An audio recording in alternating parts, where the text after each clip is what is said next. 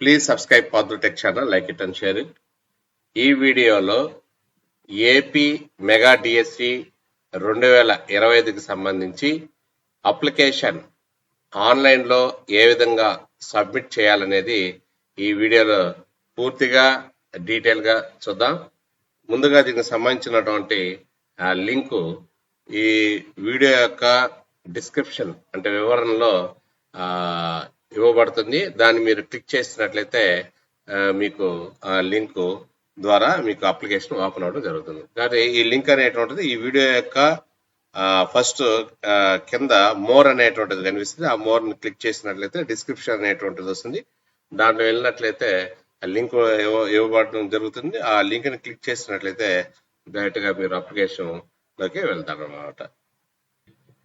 ఈ విధంగా ఆ లింక్ని క్లిక్ చేసిన తర్వాత అఫిషియల్ వెబ్సైట్ ఓపెన్ అవుతుంది. ఇప్పుడు మనం ఏం చేయాలంటే ఇక్కడ చూడండి, అప్లికేషన్ స్టార్ట్, అప్లికేషన్ ఎండ్ అనే రెండు ఉన్నాయి.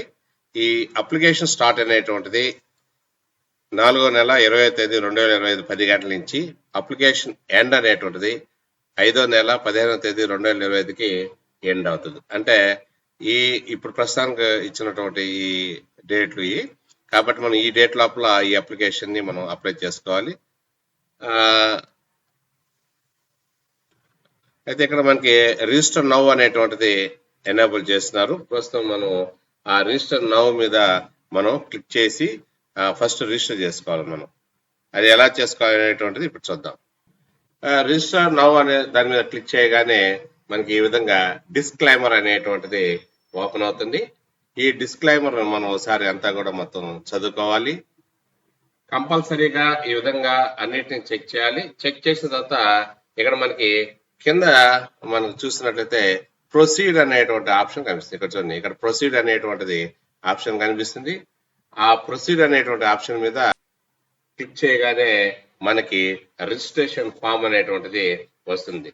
దీంట్లో ఇక్కడ మనల్ని Aadhaar number, mobile number, name of the applicant, as for Aadhaar, date of birth, gender, marital status ఇవన్నీ కూడా అడగడం జరుగుతుంది. సో ఇప్పుడు నేను చూడండి, వీటికి ఈ విధంగా మనం టిక్ చేసేసుకోవాలి. డిస్క్లైమర్ చేసేసి ఇక్కడ ఇది ఎనేబుల్ అవుతుంది. మరి ఇక్కడ మనం ప్రొసీడ్ మీద టిక్ చేయాలి. క్లిక్ చేస్తే ఈ విధంగా ఓపెన్ అవుతుంది రిజిస్ట్రేషన్ ఫామ్. ఈ రిజిస్ట్రేషన్ ఫామ్ చూసినట్లయితే ఫస్ట్ మనకి పర్సనల్ డీటెయిల్స్ అడుగున్నారు. సో ఆధార్ నెంబర్ ఇక్కడ ఎంటర్ చేయాలి. స్టార్ మార్క్స్ పెట్టున్నారు చూడండి. స్టార్ మార్క్స్ అంటే కంపల్సరీ మ్యాండేటరీ, కంపల్సరీ ఫిల్ చేయాలి. సో ఆధార్ నెంబర్ ఇవ్వాలి ఇక్కడ. నెక్స్ట్ మొబైల్ నెంబర్, మీకు ఏదైతే మీ దగ్గర ఉంటుందో మొబైల్ దానికి సంబంధించిన, అంటే రేపు కరస్పాండింగ్ కి కమ్యూనికేషన్ కి ఇది ఎంతగానో ఉపయోగపడుతుంది. ఆ ఉపయోగపడేటువంటి మొబైల్ నెంబర్ ఇవ్వాలి. Name of the applicant as per Aadhaar, Aadhaar ఏ విధంగా అయితే ఉంటుందో సో ఆ విధంగా మీరు ఇక్కడ ఆధార్ మీ యొక్క నేమ్ ఇవ్వాలి. ఇక డేట్ ఆఫ్ బర్త్ సెలెక్ట్ చేసుకోవాలి. ఇక్కడ క్యాలెండర్ ని క్లిక్ చేసి మరి చూడండి ఈ విధంగా క్లిక్ చేస్తే వస్తుంది. మరి దాన్ని మీరు సెలెక్ట్ చేసుకోవాలి రిక్వైర్డ్. నెక్స్ట్ ఇక్కడ జెండర్, మేలా, ఫిమేలా, ట్రాన్స్జెండర్, కాబట్టి 3 ఆప్షన్లు ఇచ్చినారు. అది మీరు దేనికైతే సంబంధించినటువంటి వాళ్ళు మీరు దానికి సెలెక్ట్ చేసుకోండి. మ్యారిటల్ స్టేటస్, మ్యారీడా అన్మ్యారీడా, సో దీన్ని సెలెక్ట్ చేసుకోవాలి. మ్యారీడ్ అయితే మ్యారీడ్ టిక్ చేసుకోండి, అన్మ్యారీడ్ అయితే అన్మ్యారీడ్ ని టిక్ చేసుకోండి. తర్వాత ఫాదర్స్ నేమ్, ఎవరైతే ఈ డిఎస్సి మెగా డిఎస్సికి అపీర్ అవుతున్నారో ఆ క్యాండిడేట్ యొక్క ఫాదర్ నేమ్ రాయాలి. ఇక్కడ వారి యొక్క తల్లి పేరు రాయాలి. మదర్స్ నేమ్ ఎంటర్ చేయాలి. నెక్స్ట్ క్యాస్ట్ ఇక్కడ సెలెక్ట్ చేసుకోవాలి.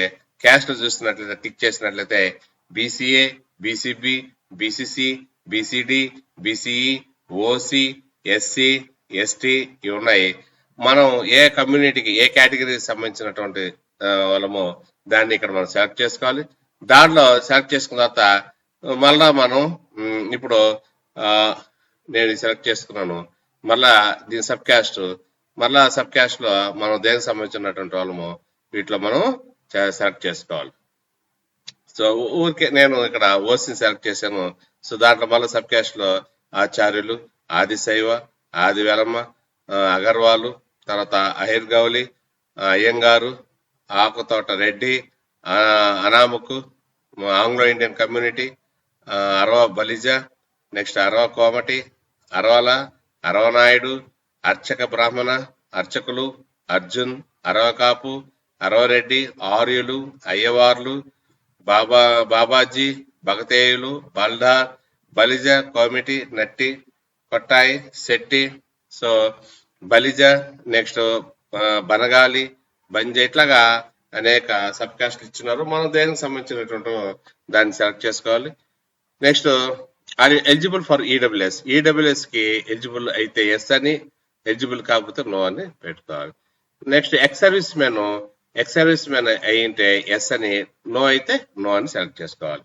ఇంకపోతే కమ్యూనికేషన్ డీటెయిల్స్, మన అడ్రస్ అనమాట. కమ్యూనికేషన్ డీటెయిల్స్ చూసినట్లయితే do you belong to Andhra Pradesh state, నువ్వు ఆంధ్రప్రదేశ్ స్టేట్ కి సంబంధించినటువంటి వాళ్ళు ఎస్ అయితే ఎస్, నో అయితే నో. ఇక్కడ డిస్ట్రిక్ట్ సెలెక్ట్ చేసుకోవాలి. జిల్లాలు ఇచ్చినారు, ఏ జిల్లా సంబంధించినటువంటి వాళ్ళు మనం సెలెక్ట్ చేసుకోవాలి. ఆ జిల్లా సెలెక్ట్ చేసుకున్న తర్వాత సపోజ్ నేను ఇక్కడ నెల్లూరు సెలెక్ట్ చేసుకుంటున్నాను. తర్వాత దాంట్లో ఉన్నటువంటి మండలాలన్నీ కూడా ఆ నెల్లూరు జిల్లాకు సంబంధించినటువంటి మండలాలన్నీ కూడా కానీ డిస్ప్లే అవుతాయి. మరియు దాంట్లో మనం ఏ మండలానికి సంబంధించినటువంటి వాళ్ళము దాన్ని సెలెక్ట్ చేసుకోవాలి. తర్వాత విలేజ్ సెలెక్ట్ చేసుకోవాలి ఆ మండలంలో.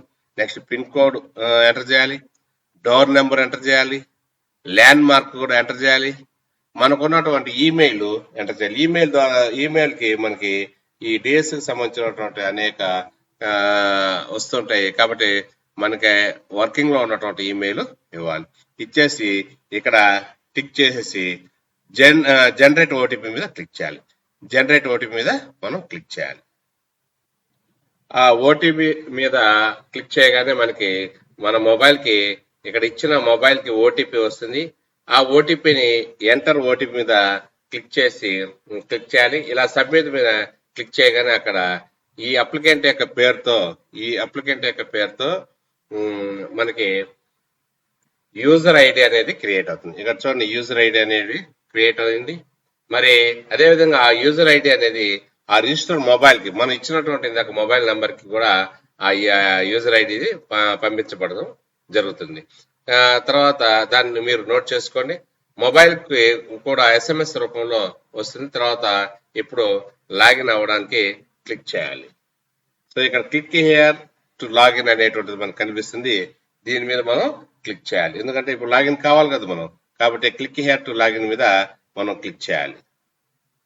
అదేవిధంగా దీనికి సంబంధించినటువంటి పాస్వర్డ్ కూడా ఆ రిజిస్టర్ మొబైల్ నెంబర్ కి ఆ పాస్వర్డ్ కూడా ఏంటనేది పంపించడం జరుగుతుంది. కాబట్టి ఆ యూజర్ నేమ్ ఆ పాస్వర్డ్ ని మీరు నోట్ చేసుకోండి. ఇప్పుడు లాగిన్ అవడానికి ఇక్కడ క్లిక్ హియర్ టు లాగిన్ మీద క్లిక్ చేసి యూజర్ నేమ్ పాస్వర్డ్ ఇవ్వాలి. ముందుగా ఈసారి ఆన్లైన్ అప్లికేషన్ లో ఫస్ట్ మన యొక్క ప్రొఫైల్, ఇదంతా కూడా ప్రొఫైల్, అకాడమిక్ క్వాలిఫికేషన్స్, పోస్టులు, ఈ విధంగా ఆన్లైన్ అప్లికేషన్ అయిన తర్వాత మాత్రమే పేమెంట్ ఆప్షన్ ని అంటే అప్లికేషన్ ఫిల్ చేసిన తర్వాత మనం పేమెంట్ కడతాం.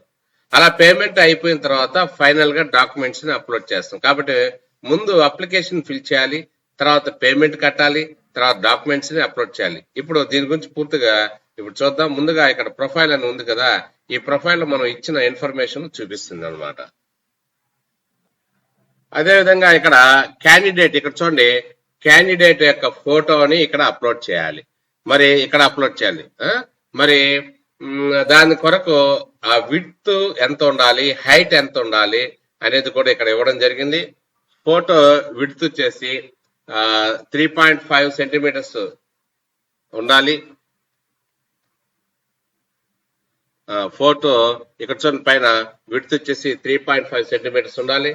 హైట్ వచ్చేసి 4.45 సెంటీమీటర్స్ ఉండాలి. 4.45 సెంటీమీటర్స్ ఉండాలి. అదేవిధంగా కింద సిగ్నేచర్ ఉండాలి. దీనికి వచ్చేసరికి దీని హైట్ 1.5 సెంటీమీటర్స్ సిగ్నేచర్ ఉండాలి.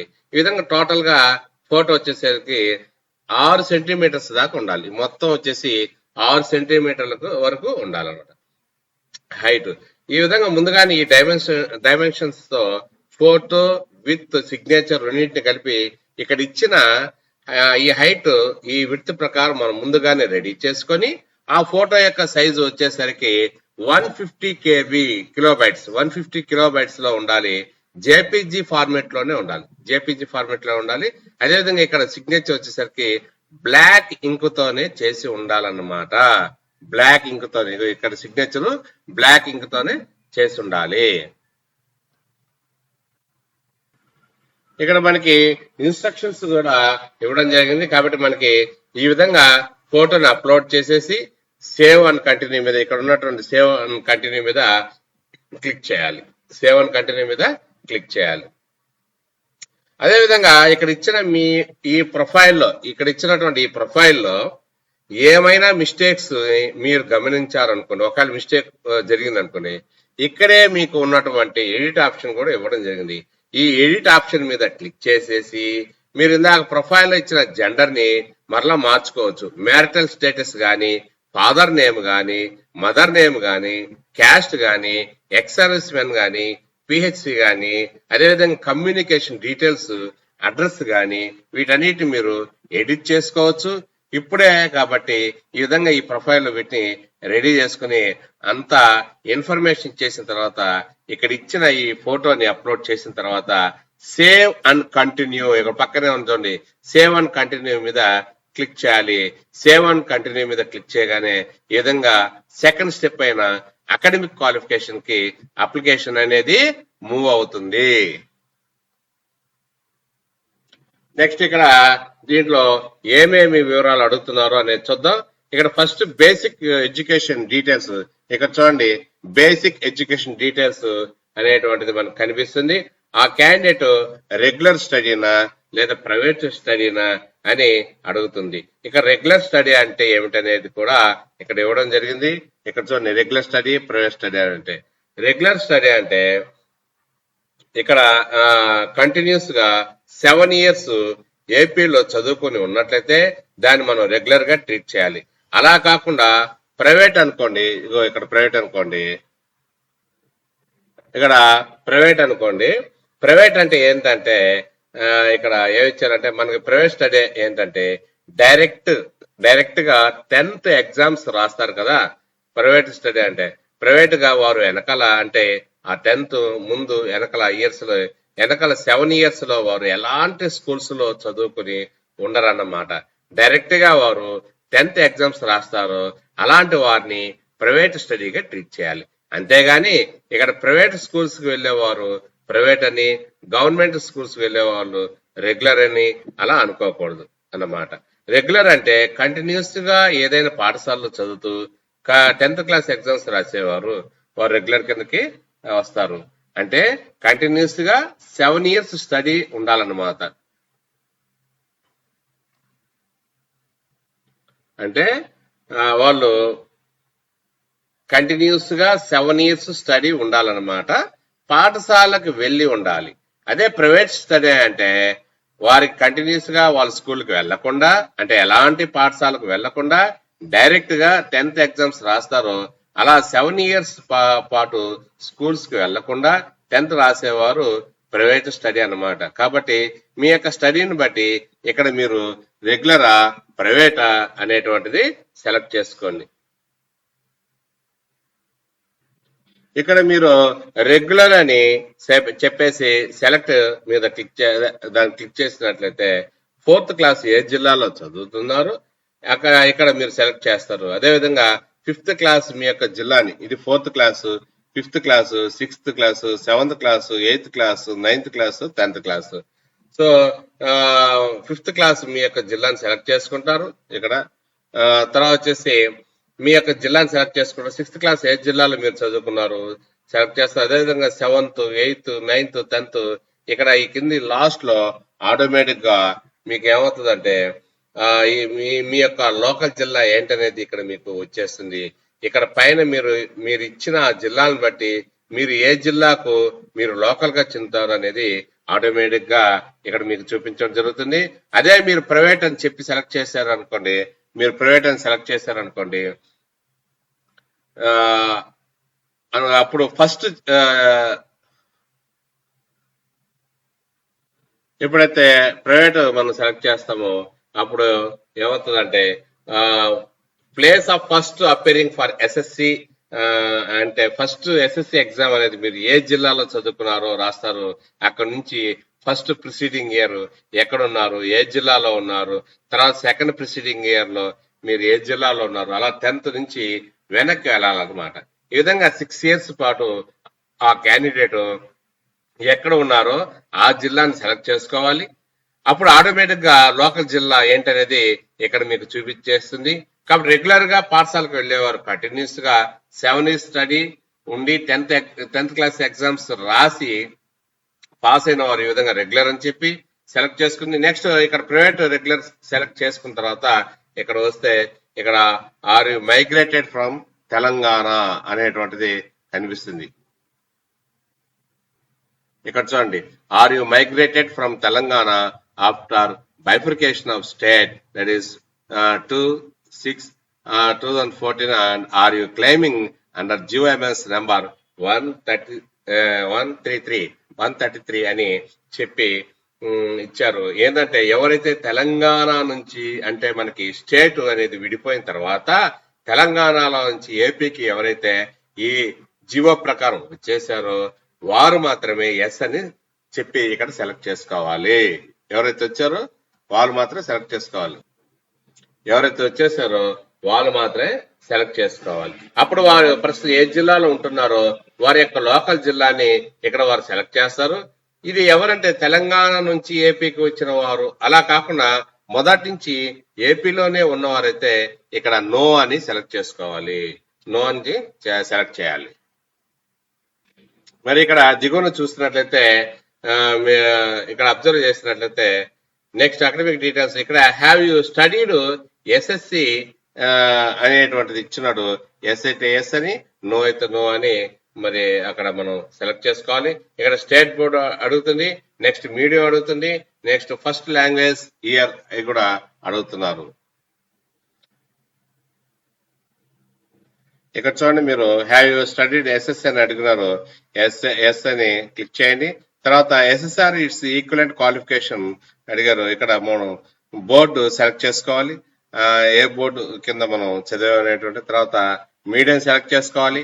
Percentage of marks including language తో కలిపి మార్క్స్ పర్సంటేజ్ ఇక్కడ మనం ఎంటర్ చేయాల్సి వస్తుంది. నెక్స్ట్ ఇక్కడ చూడండి, హ్యావ్ స్టడీడ్ ఇంటర్ అని అడుగున్నారు. సో ఎస్ అని ఇవ్వండి. తర్వాత హ్యావ్ స్టడీడ్ డిగ్రీ అని అడుగున్నారు, ఎస్ అని ఇవ్వండి. తర్వాత వచ్చేసి అంటే మీకు మీ యొక్క క్వాలిఫికేషన్ బట్టి మనం అక్కడ ఎస్ నో అనేటువంటిది ఇవ్వడం జరుగుతుంది. నెక్స్ట్ పీజీకి సంబంధించినటువంటి డీటెయిల్స్ కూడా ఇవ్వండి. మీరు ఎంతవరకు హైయర్ క్వాలిఫికేషన్స్ ఉన్నారో ఆ మొత్తం డీటెయిల్స్ అంతా కూడా ఇక్కడ ఇవ్వండి. దాని తగ్గట్టు మీకు పోస్టులు అనేటువంటి చూపించడం జరుగుతుంది. సో తర్వాత హ్యావ్ రిటర్న్ ఏపీ టెట్ అనేటువంటిది అడుగున్నారు. సో ఎస్ అయితే ఎస్ అని మీరు క్లిక్ చేయాలి. తర్వాత ప్రొఫెషనల్ క్వాలిఫికేషన్ కి వాటి గురించి ఇవ్వాలి. ఇక్కడ చూడండి, ఇంటర్మీడియట్ సంబంధించినటువంటి బోర్డు సెలెక్ట్ చేసుకోవాలి, మీడియం సెలెక్ట్ చేసుకోవాలి, సెకండ్ లాంగ్వేజ్ సెలెక్ట్ చేసుకోవాలి, year of passing, hall ticket number, percentage of marks. So ఇవన్నీ కూడా ఎంటర్ చేయాలి. తర్వాత సబ్జెక్ట్ 1, సబ్జెక్ట్ 2, సబ్జెక్ట్ 3, సబ్జెక్ట్ 4 వీటన్నిటి కూడా సెలెక్ట్ చేసుకోవాలి. తర్వాత హ్యావ్ స్టడీడ్ డిగ్రీ ఎస్ అయితే ఎస్ అని సెలెక్ట్ చేసుకుని తర్వాత ఇక్కడ కోర్సెస్ ఏమిటి అనేటువంటిది ఇక్కడ సెలెక్ట్ చేసుకుని యూనివర్సిటీ సెలెక్ట్ చేయాలి, సబ్జెక్ట్స్ సెలెక్ట్ చేసుకొని తర్వాత మీడియం సెలెక్ట్ చేసుకోవాలి, సెకండ్ లాంగ్వేజ్ సెలెక్ట్ చేసుకోవాలి, హాల్ టికెట్ నెంబర్ ఎంటర్ చేయాలి, ఇయర్ ఆఫ్ పాసింగ్ ఎంటర్ చేయాలి, percentage of marks including language తో కలిపి మార్క్స్ యొక్క పర్సంటేజ్ వేయాలన్నమాట, ఎంటర్ చేయాలి. నెక్స్ట్ హ్యావ్ స్టడీడ్ పీజీ అని అడుగున్నారు. ఎస్ అయితే ఎస్ అని పెట్టండి. తర్వాత కోర్సు సెలెక్ట్ చేయండి, యూనివర్సిటీ సెలెక్ట్ చేయండి, సబ్జెక్ట్ సెలెక్ట్ చేయండి, మీడియం సెలెక్ట్ చేయండి, హాల్ టికెట్ నెంబర్ సెలెక్ట్ చేయండి, పర్సంటేజ్ ఆఫ్ మార్క్స్ మీరు ఎంటర్ చేయాల్సి ఉంటుంది అనమాట.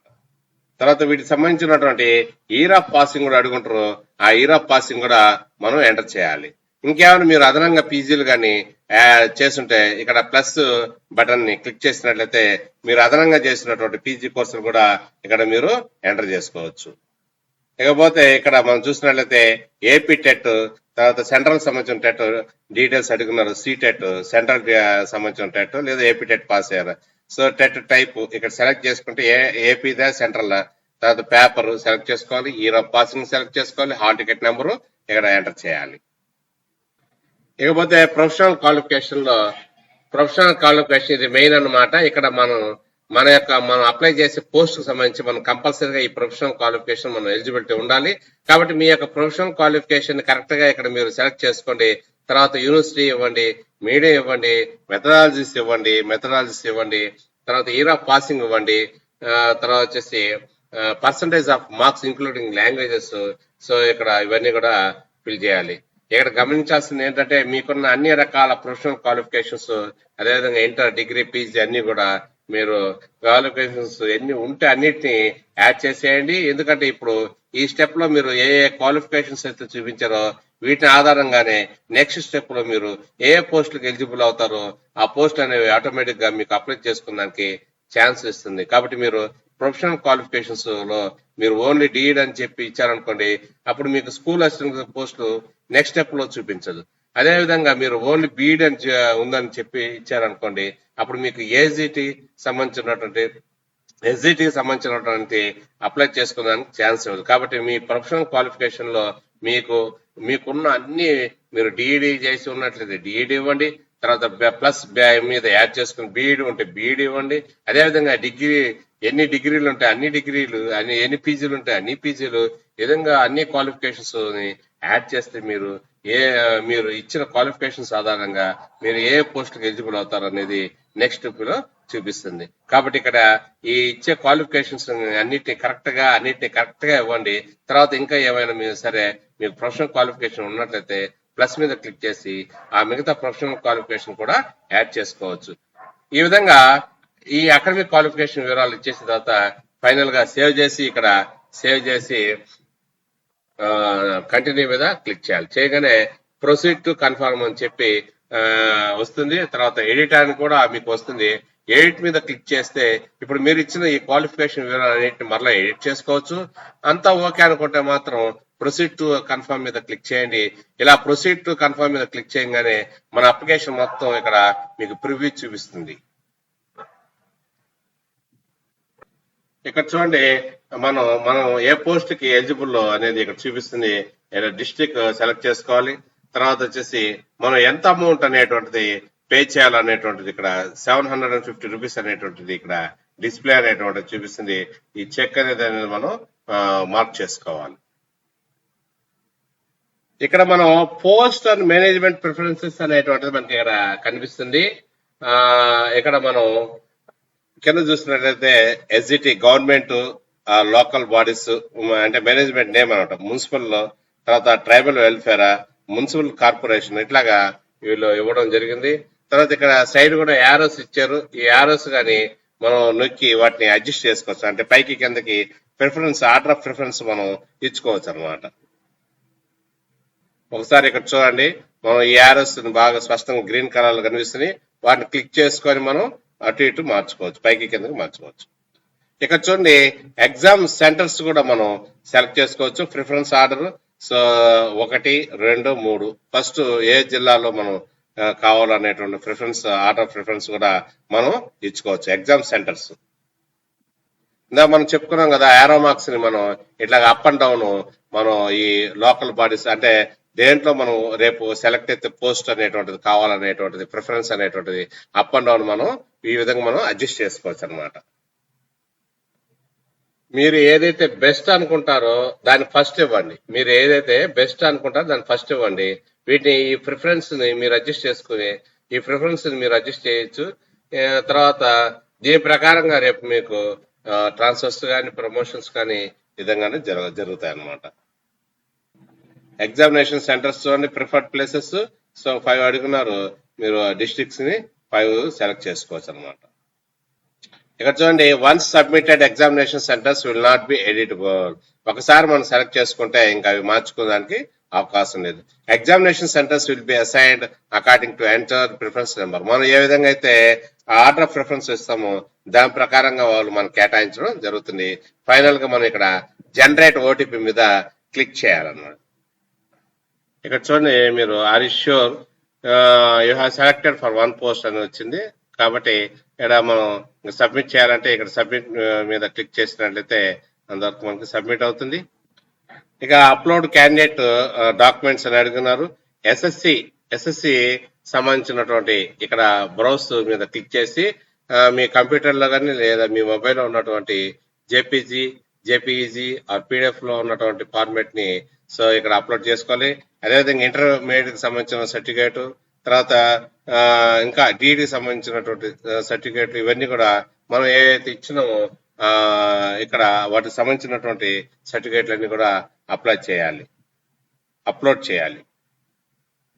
ఇకపోతే స్కూలింగ్ డీటెయిల్స్ కూడా మనం 4th క్లాస్ నుంచి 10th క్లాస్ వరకు కూడా వాటికి సంబంధించినటువంటివి మనం ఇక్కడ అప్లోడ్ చేసుకోవాలి. లాస్ట్ లో బాక్స్ లో టిక్ కొట్టిన తర్వాత ఇక్కడ టిక్ కొట్టిన తర్వాత హియర్ బై డిక్లేర్ దగ్గర టిక్ ఇచ్చేసి జనరేట్ ఓటీపీ మీద మనం క్లిక్ చేయాలి. ఆ ఓటీపీని ఇచ్చేసి సబ్మిట్ చేసినట్లయితే అంతవరకు మనకి ఈ అప్లికేషన్ సక్సెస్ఫుల్ గా సబ్మిట్ అయినట్టు లెక్క అనమాట.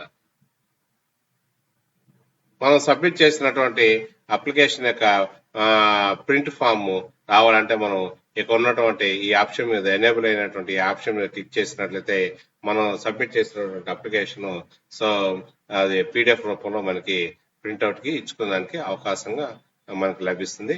ఈ విధంగా మీరు ఎవరైతే ఈ మెగా డిఎస్సికి అప్లై చేస్తున్నారో వాళ్ళందరూ కూడా ఈ వీడియో ద్వారా అప్లికేషన్ ఎలా ఫిల్ చేయాలో మీరు నేర్చుకొని ఫిల్ చేసి విజయవంతంగా ఈ ఎగ్జామ్ రాసి పోస్ట్ పొందుతారని ఆశిస్తూ please subscribe for the tech channel, like it and share it. Thank you.